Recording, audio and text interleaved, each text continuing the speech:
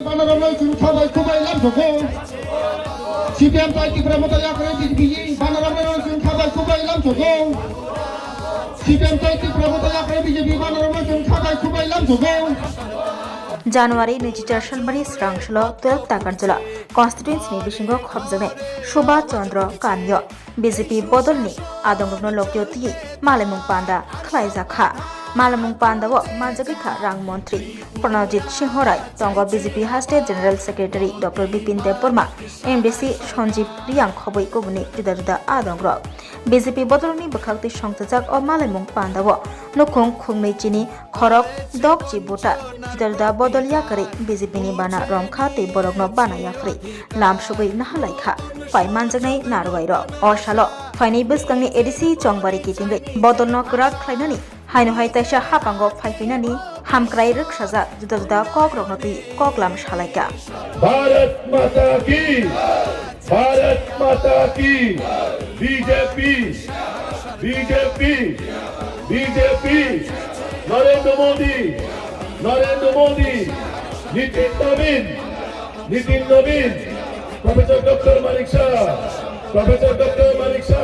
বলেছি যে 24-25 যে ফান্ড টোটাল ডেভেলপমেন্ট পারপাসে যে ফান্ডটা রাজ্যের খরচ হয় প্রায় 14,000 কত কোটি টাকা এক্স্যাক্টলি তো ফিগার আমি দেখে বলবো তার মধ্যে 40% টাকা শুধুমাত্র মানে ট্রাইবেল এরিয়ার জন্য রাজ্য সরকার বরাদ্দ করেছে প্রতিটা পয়েন্ট টু পয়েন্ট ব্যাখ্যা আমরা দিয়েছি এবং প্রয়োজন পড়লে সেটা পেপারস জনসমক্ষে আমরা প্রকাশ করব এবং সেকেন্ডলি 25-26 যে বাজেট আমরা রেখেছি সেখানেও প্রায় 7,183 কোটি টাকার মতো আমরা শুধু ডেভেলপমেন্টের সমস্ত দিক দিয়ে মিলিয়ে আমরা সেটা ট্রাইবেল এরিয়াতে খরচ করার প্রস্তাব আমরা দিয়েছি এবং এটাই দিচ্ছি আমরা এবং সেটাও টোটাল যে ডেভেলপমেন্ট ফান্ড তার মধ্যে 39.69% টাকা এটা পাওয়া যায় সুতরাং এবার আপনারা বুঝুন এটা আমার শুধু মুখে কথা নয় কারণ আমার সঙ্গে আমাদেরই শরিক দল কারা বলছেন যারা বলছেন যদি বলেন যে আমাদের শরিক দল বলে বা আমাদের অপোজিশন পার্টি যারা বলতেই পারে তাদেরকে ব্যাখ্যা বিধানসভায় পবিত্র বিধানসভায় দেওয়া হয়েছে এবং তারা যথেষ্টভাবে জানতে চাইলে পবিত্র বিধানসভায় তাদেরকে প্রতিটা পয়েন্ট টু পয়েন্ট আমরা দিই 987 কোটি টাকা দেওয়া হয়েছিল তাদেরকে 24-25 অর্থবর্ষে 987 কোটি টাকা 25-26 চারটে কোয়ার্টার 3 মাস করে চারটে কোয়ার্টার আপনারা যারা বুঝবেন তারা বুঝে নিন যে first quarter second third fourth প্রত্যেক কোয়ার্টারের প্রথম কোয়ার্টার শুরুতে আমরা 3 মাসের টাকা দিয়ে দিই সেকেন্ডের 3 মাস আগে থার্ডের 3 মাস আর লাস্ট মানে চতুর্থের 3 মাস আগে আমরা দিয়ে দিই এই চতুর্থ এই পার্ট দিয়ে তিনটে পার্টের টাকা এই ফিনান্সিয়াল ইয়ারে অলরেডি 765 কোটি টাকা দিয়ে দিয়েছি এবং তার জন্য টোটাল বাজেটে ছিল 946 কোটি টাকা এটা বাকিটা তো পাবেই এবং সেটা রিভাইজ এস্টিমেটের সঙ্গে লাস্টে সেই সংখ্যা আরো অঙ্ক বাড়ে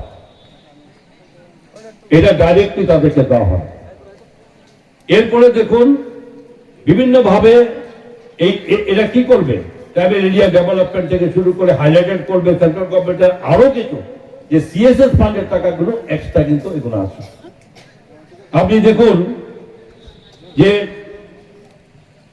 লাস্ট 3টে ফিনান্সিয়াল ইয়ারে যারা ঘরের কথা বলছিলাম আমি টোটাল রাজ্য আমরা 3,28,000 ফ্যামিলিকে প্রধানমন্ত্রী আবাস যোজনার ঘর দিয়েছিলাম তার মধ্যে টিটিএডিসি ট্রাইবেল এরিয়াতে কত দেওয়া হয়েছে 1,51,000 ফ্যামিলিকে ঘর দেওয়া হয়েছে 3,28,000 মধ্যে 1,51,000 ঘর জনজাতি অংশের মানুষকে দেওয়া হয়েছে সেটা যদি পার্সেন্টেজ দেখি তাহলে 46% আপনাদেরকে ফিল আপ করা হয়েছে 46% অর্ধেকের চেয়ে একটু কম এবার আসুন এমজিএন জায়গা এমজিএন রেগা রাজ্যের মধ্যে আমরা এই 4টে ফিনান্সিয়াল ইয়ারে 4,311 কোটি টাকা এমজিএন এর টাকা সেন্ট্রাল গভর্নমেন্টের মারফতে আমাদের দিয়ে আমরা খরচ করেছি 90-10% মিলে 4,311 কোটি টাকা এই 3টে ফিনান্সিয়াল ইয়ারে। তার মধ্যে যে এই ট্রাইবেল এরিয়াতে এডিসি এরিয়াতে কত, এডিসি এরিয়াতে 2,097 কোটি টাকার এই এমজিএন রেগার কাজ আমরা তারা যে করানো হচ্ছে, এবং বাকি টাকা সারা রাজ্যের অন্যান্য। পার্সেন্টেজ হিসাবে কত? পার্সেন্টেজ হিসাবে 48.6%, অলমোস্ট অর্ধেক টাকা, অর্ধেক টাকা। এবং এইভাবে আমার তো অনেক আছে না, জনমন যোজনা আছে, আপনারা জানেন যে ধরতি আবাস যোজনা আছে।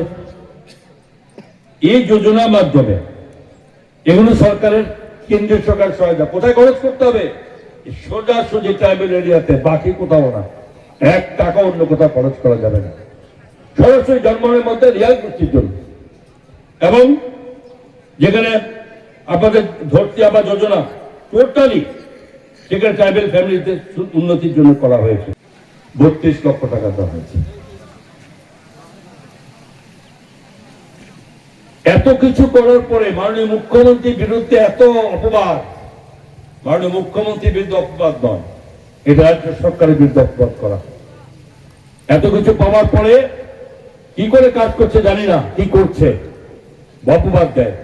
মুখ্যমন্ত্রীর কাছে রিকোয়েস্টের কারণে মুখ্যমন্ত্রী একটা স্পেশাল নিজের পাওয়ার থেকে অর্থ দপ্তরকে বলেছে, তুমি এই টাকাটা তাদের এই কয়েকটা ক্রাইটেরিয়ার জন্য তুমি দাও। আমরা দিয়েছি। কি দিয়েছি? যে 3rd ফ্লোর এক্সটেনশন করবে ক্যারেনবারে একটা সিএমসি কমিউনিটি হেলথ যে সেন্টারে, কত টাকা দেওয়া হয়েছে? তার জন্য 10 কোটি টাকা দেওয়া হয়েছে। এবং ইমপ্রুভমেন্ট কুমলুং বেলবাড়ি রোডটা, এটাও ডেভেলপমেন্ট করার জন্য 1,22 লক্ষ টাকা দেওয়া হয়েছে। এবং construction auditorium building Garia academy 18 বোলা কিল্লাতে দেওয়া হয়েছে 10,30 লাখ টাকা। কনস্ট্রাকশন এবং মিনি স্টেডিয়াম টিটিএডিসি দেওয়া হয়েছে 4,50 লাখ টাকা।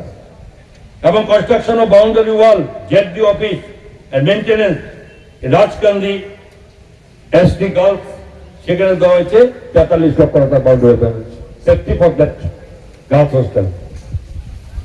ঠিক তেমনি আরসিসি স্কুল বিল্ডিং থেকে শুরু করে বিভিন্ন ক্ষেত্রে আর অনেক কিছু, কত বলে লম্বা টাইম লাগে, 3,50 লাখ টাকা দেওয়া হয়েছে। এবং 24-25 অ্যামাউন্ট 43 কোটি 26 কোটি টাকা দেওয়া হয়েছে। কেন?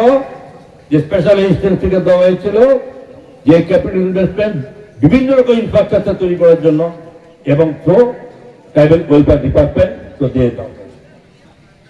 তো বন্ধুগণ, এই থেকে শুরু করে এরপরে আরো অনেক আছে, আমি সব বললে লম্বা টাইম, আমারও কাজ আছে, মনে হয়ে গেছে না।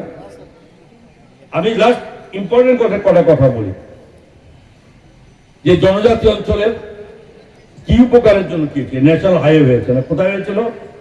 যে 2 লেন যে অল্টারনেট হাইওয়ে ছিল খোয়াই টু হরিণা, যেখানে 135 কিলোমিটার রাস্তা, কত টাকা ধরা হয়েছিল?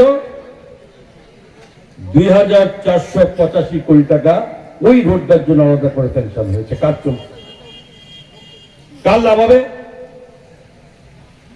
ওই পাশে যত মানুষের বাড়ি ঘর আছে, ব্যবসা বাণিজ্য, কৃষি ক্ষেত্রে শুরু করে, রোড যখন বড় রোড হবে, সেখানকার জায়গার ভ্যালু এবং মানুষের জীবনযাত্রার প্রচলন সব পরিবর্তন হবে।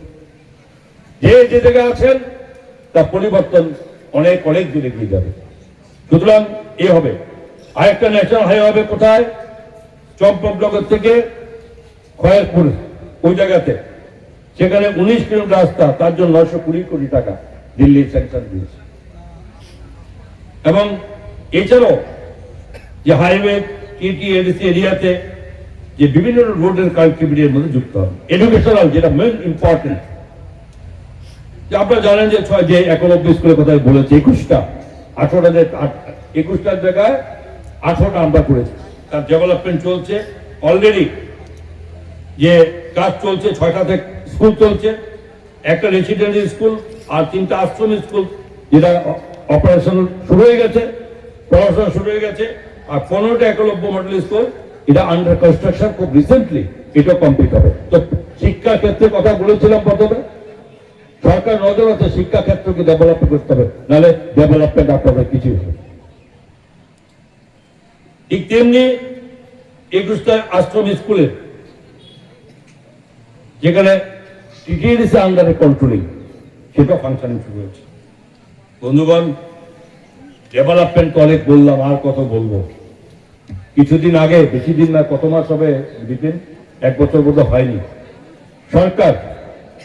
সরকার ভেবেছে যে মানুষকে, প্রধানমন্ত্রীর লক্ষ্য, প্রধানমন্ত্রীর ভিশন, যে মানুষের গোল দরায় চলে যাও, মানুষকে সুযোগ দাও। আজকে যারা মা বোনেরা আছেন, এখানে বয়স্করা আছেন, প্রত্যেকটা মানুষের কিছু না কিছু প্রয়োজন আছে, যেখানে ট্রেজারিতে কানেক্টেড। বাধা পাচ্ছেন না কোনো কারণে, জানবেন কোথায়? ট্রেজারিতে যেতে হবে। কেউ অন্যান্য বেনিফিশিয়ারি ট্রান্সফার হচ্ছে না, কোথায় যাবেন? সরকার মনে করেছে, মুখ্যমন্ত্রী মনে করেছেন যে জম্পই জলাতো, যে এসডিএম এর আন্ডারে এখানে ট্রেজারি অফিস খুলে দেওয়া হোক, যার জন্য এখানকার মানুষকে যেতে হয় কোথায়? বিশ্রামগঞ্জে ডিএম অফিসে যেতে হতো। একটা সাধারণ দরকার পড়লে সারাদিন ব্যয় করে, সময় নষ্ট করে, টাকা খরচ করে জানতে যাওয়া হতো সেখানে। আজকে যেতে হয় না। আজকে কোথায়? আজকে কোর্ট জম্পই জলাতে ট্রেজারি অফিস আপনার খুলে দিয়েছে। আমি যখন এসেছিলাম, আমি এসডিএম কে জিজ্ঞেস করেছি, আমি ওপেনিং করে গেছিলাম যে তোমাদের ট্রেজারি চলছে, স্যার আমরা খুব খুশি, সব মানুষকে আর ভাবতে হয় না, ভুগতে হয় না। মানুষ ওখানে গেলে বসার জায়গা ব্যবস্থা করে দেওয়া হয়েছে, গেলে তাদেরকে অ্যাটেন্ড করতে হবে, অফিসারের প্রতি নির্দেশ দেওয়া আছে, যাতে কোনো মানুষ যাতে না বলে যে অফিসে গিয়ে আমাদেরকে কোনো গুরুত্ব